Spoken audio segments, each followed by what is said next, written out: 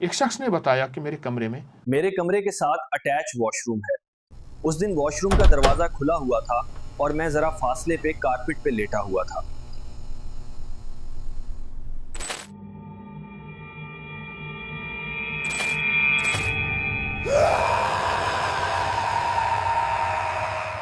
मैंने देखा कि मेरे बात के में से कुछ साए हैं और छोटे बच्चे हैं और एक भूतनी भी है।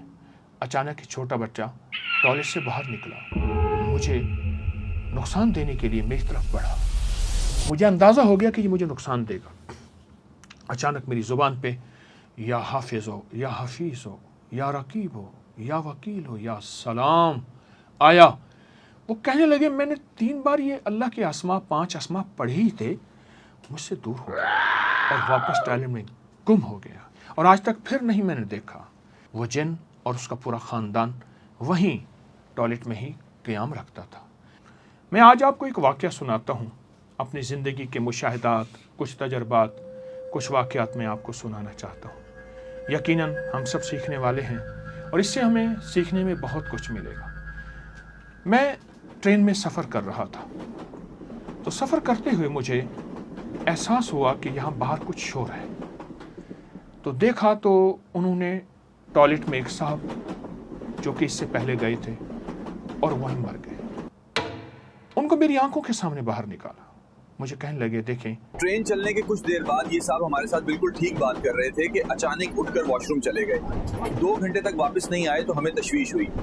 कितना सेहतमंद, हंसता मुस्कराता इसी बाथरूम में गया था और फिर वापस नहीं आया। उसके पास कुछ रियाल थे और बहुत सारा सामान था। वो टॉयलेट गया और वहां मर गया।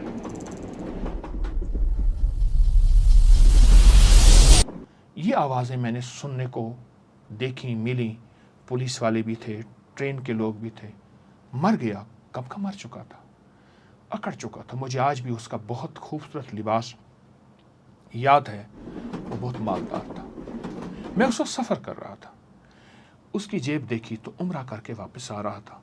ये बेचारा उम्रा करके वापस आ रहा था, मगर अफसोस वो पंजाब का रहने वाला था। आई मैं आपको एक दूसरा वाक़या भी सुनाता हूँ इसी के साथ। मेरी जिंदगी अजाब बन गई है। लगता है कोई काफिर जिन है, ना नमाज पढ़ने देता है, ना कुरान पढ़ने देता है, ना रोजा रखने देता है। सोते में वो मुझ पर इतना दबाव डालता है कि मेरा पेशाब निकल जाता है। पता नहीं किस बात का बदला लेता है। मुझसे क्यों बदला ले रहे हो? तो मुझे कहकों की आवाज़ें आती हैं। उस काफिर जिन ने मेरी जिंदगी जहन्नम बना दी। इधर उधर आमलों के पास जाकर मैं थक चुकी हूँ, कोई फ़र्क नहीं। फिर मामला बज़ाहिर दब जाता है, लेकिन फिर मामला वहीं से शुरू हो जाता है। मेरा रंग रूप ख़त्म हो गया, जिस्म हड्डियों का ढांचा बन गया, मौत का इंतज़ार। हालांकि मेरी उम्र इस वक्त सिर्फ 38 साल है। लोग मुझे पागल समझना शुरू हो गए हैं। उठते बैठते अचानक ऐसे लगता है जैसे किसी ने मेरे बाजू की हड्डी तोड़ दी, मेरी टांग मरोड़ दी, मेरे पेट में मुक्का मार दिया, मेरी चीखें निकल गई। ये खबीस जिन्नात का घर मेरा टॉयलेट है, मेरा बैतुल खला है। मुझे वाज़े नज़र आता है और मुझे एहसास होता है कि वो उसमें आ रहे हैं और जा रहे हैं। ये चंद दास्तानें हैं जो मैंने आप तक पहुंचाई हैं। इस तरह की ढेरों कहानियाँ मेरे इर्द गिर्द बिखरी हुई हैं। एक साहब मेरे पास कहने लगे, जब भी टॉयलेट जाता हूँ, जब भी मैं बैतुल खला जाता हूँ तो मुझे महसूस होता है कि कोई चीज मुझसे चमट गई है और पूरे घर में मेरे साथ घूमती है। दनदनाता फिरता है। फिर मुझे किसी ने टॉयलेट में जाने की मसनून दुआ बताई।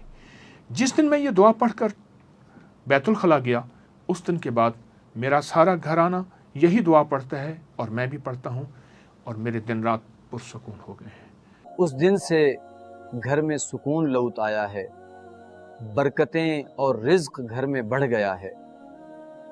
एक और वाक़या भी सुनते चले जाएं।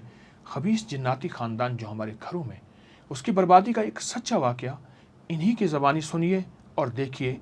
हमारा घर काफ़ी पुराना है और एक दरख्त के नीचे एक पुराना बैतुल खला है। मेरी इकलौती बेटी जब से जवानी की उम्र में पहुंची, जब भी वो टॉयलेट जाती बहुत देर लगाती, बाहर निकलकर अजीबोगरीब हरकतें शुरू करती, और ऐसी हरकतें बाज़ औक़ात शर्म आती थी। आहिस्ता आहिस्ता उसके साथ शैतानी मसाइल शुरू हो गए, जिसका हमें काफ़ी देर बाद इल्म हुआ। वो सुबह जब नींद से जागती तो किसी को गालियाँ देती और बाज़ औक़ात नामाकूल हरकतें करती, जबकि उसके कमरे में कोई भी नहीं होता था।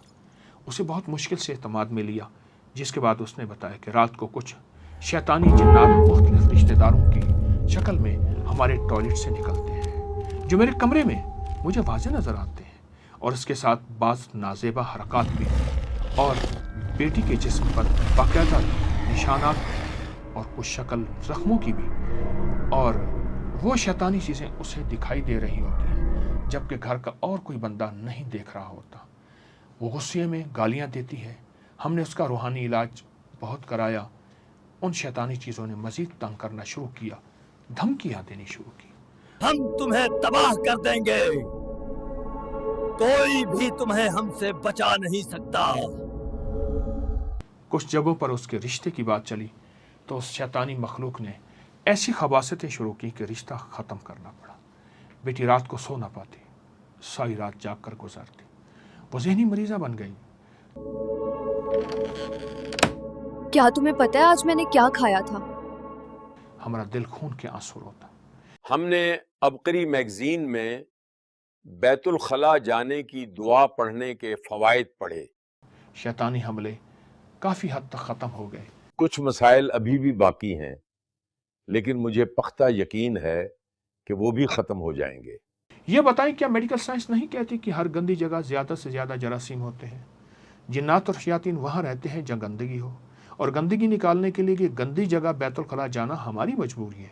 चाहे उसे बैतुल खला हमने अपने पहलू में क्यों ना सजा रखा हो, या उसे हमने बहुत बड़ी टाइलें और खूबसूरत मार्बल से उसको हमने खूबसूरत क्यों ना बना रखा हो। आप यकीन जानिए, ख़वातीन को ऐसे दौरे पड़ते हैं, या बच्चों को ऐसे दौरे पड़ते हैं, या ऐसी बीमारियां जिनकी बाज़ औक़ात खुद बड़े बड़े मौलिज और डॉक्टरों को, अतिब्बा को समझ नहीं आती। मैं ऐसे लोगों से अर्ज़ करूँगा, एक कसरत से ज़िक्र करें, और दूसरा बावज़ू रहने की कोशिश करें, और इस मसनून दुआ को बिस्मिल्लाह अल्लाहुम्मा इन्नी आऊज़ु बिका मिनल खुबुस वल खबाइस ज़रूर पढ़ते रहा करें। यकीन जानिए, मसनून ज़िंदगी में खैर व बरकत है, रहमत है, राहत है, अता है, शफ़क़त है।